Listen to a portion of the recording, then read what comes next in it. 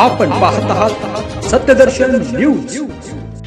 उद्यापासून रेशन वाटप होणार बंद। राज्यातील गरजू आणि आर्थिक उत्पन्न कमी असलेल्या नागरिकांना 2 वेळचे चांगले जेवण मिळावे यासाठी सरकारमार्फत कमी पैशात रेशन पुरवले जाते। रेशनचे धान्य काढणाऱ्या सर्वच नागरिकांसाठी आता मोठी बातमी समोर आली आहे।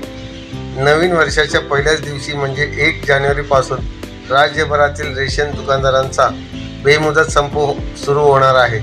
याबाबत मिळालेल्या अधिक माहितीनुसार रेशन दुकानदारांच्या विविध मागण्या अद्यापही प्रलंबित आहेत। या मागण्या पूर्ण व्हाव्यात यासाठी देश पातळीवरील all India fair price shop dealer फेडरेशनने उद्यापासून बेमुदत संप पुकारणार असल्याचे जाहीर केले आहे।